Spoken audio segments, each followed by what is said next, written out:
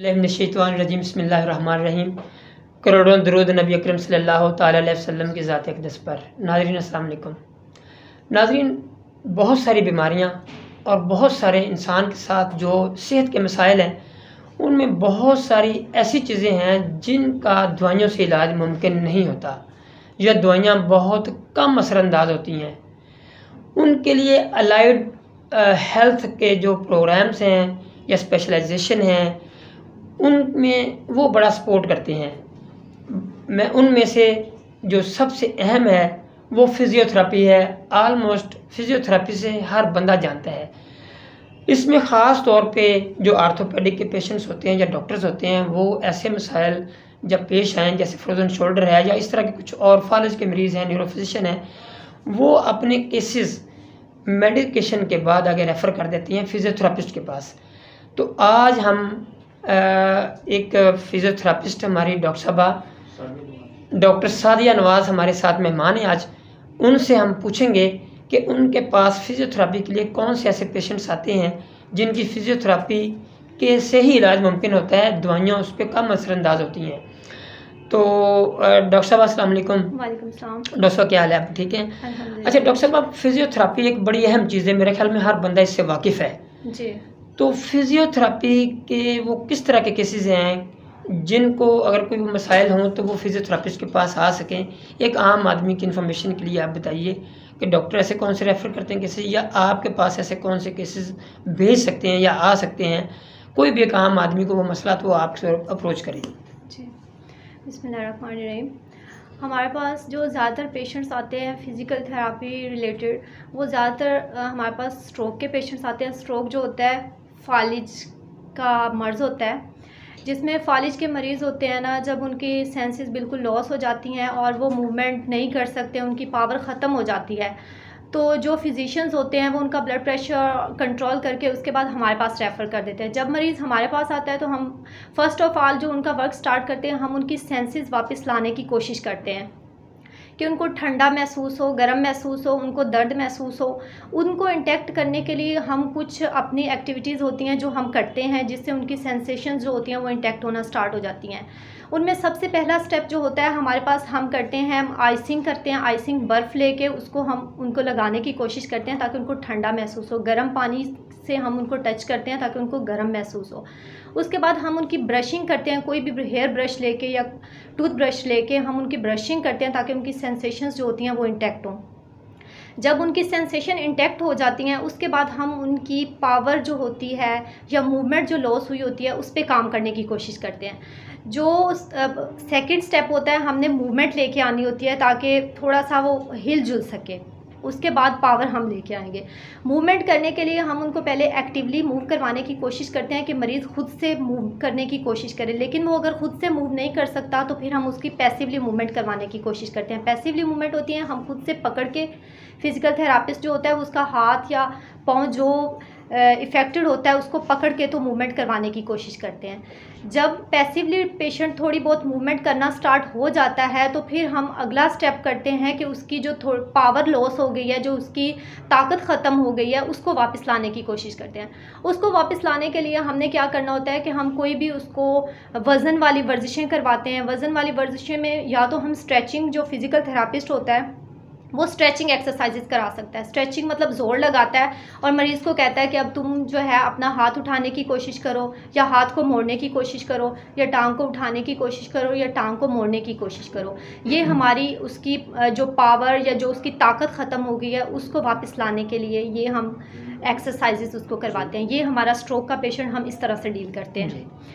Doctor, ये तो stroke का पेशेंट हो गया जिसको हम फालिज वाला मरीज़ कह सकते हैं। तो इसके अलावा जो जोड़ हैं इंसान के, उसमें कोई कंधे का दर्द है या किसी की बैकेक होती है या किसी की नी में या किसी के जो टखने हैं, इस हवाले से आपका क्या होता है तरीकाकार? और उसके बाद जो सेकंड स्टेप पे हमारे पास जो ज़्यादातर पेशेंट्स आते हैं ना, वो लो बैक पेन के आते हैं। कमर का दर्द जो होता है, कमर का दर्द जो होता है, इसकी डिफरेंट वजूहात होती हैं कि ये किस वजह से हो सकता है। ये आजकल पोस्चर की वजह से भी हो सकता है, जो हम बैकवर्ड जो हमारा पोस्चर हो जाता है, ऑकवर्ड सा हम पोस्चर लेके बैठ जाते हैं, सीधे तरीके से नहीं बैठते हैं, या कुछ लोग काम इस तरह का करते हैं जो ज़्यादा टाइम उनका बैठने वाला होता है, जिसकी वजह से उनके कमर में दर्द होना स्टार्ट हो जाता है। या कुछ ऐसे काम करने वाले मजदूर होते हैं कि उनको वज़न उठाने का नहीं पता होता कि वज़न उठाना किस तरीके से है, वो डायरेक्ट उठा लेते हैं, जिसकी वजह से उनकी कमर में अक्सर दर्द रहता है और मोरों का मसला हो जाता है।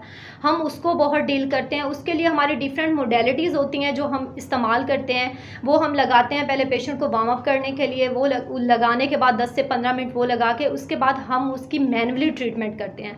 मैनुअली ट्रीटमेंट करने के लिए हम उनको डिफरेंट एक्सरसाइजेस करवाते हैं, 10 to 20 रेपिटेशंस करवाते हैं। उसके बाद हम घर के लिए भी उनको होम प्लान भी देते हैं कि ये आपने घर जाके एक्सरसाइजेज जो हैं वो परफॉर्म करनी है। तो इस तरह से पेशेंट जो है वो घर जाके अगर तो परफॉर्म कर लेता है तो फिर तो वो इससे बैक पेन से रिकवर हो जाती है इस तरीके से उनकी।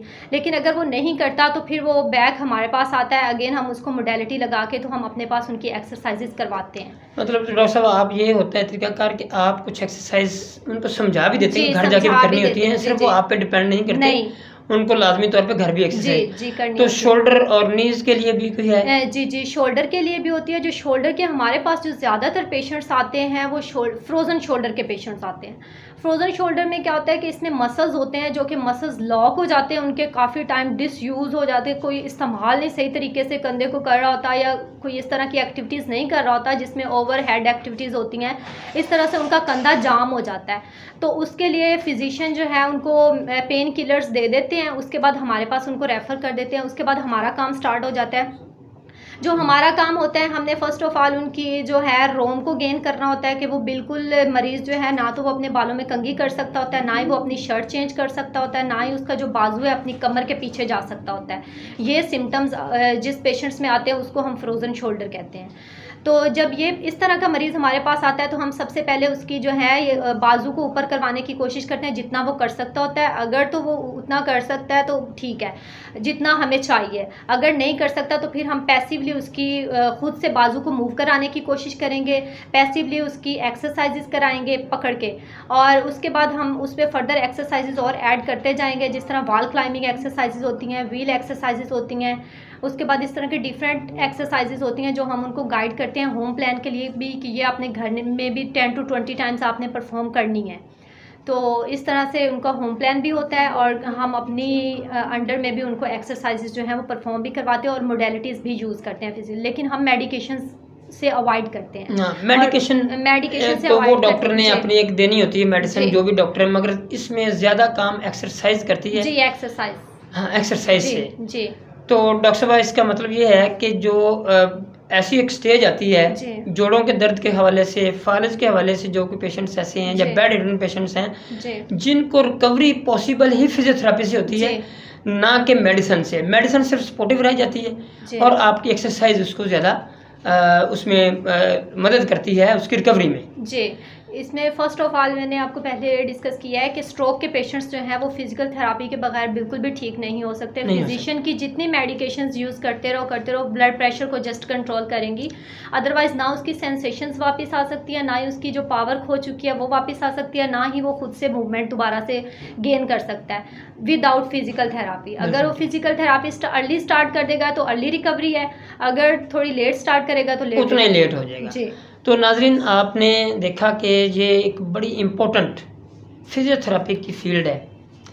इसमें बहुत ज़रूरी होता है कि जो ही आपको किसी को कोई दर्द या ऐसा जोड़ों का कोई प्रॉब्लम महसूस हो तो लाजमी तौर पे अर्ली स्टेज पे ही आपको चाहिए कि किसी पेन मैनेजमेंट सेंटर या किसी फिजियोथेरेपिस्ट से आप फौरी तौर पर रब्ता करें, ताकि अर्ली स्टेज पे डिडक्ट होकर आपके मसाइल बढ़ने के बजाय वहीं पर रिकवर हो जाएं। आपका बहुत बहुत शुक्रिया।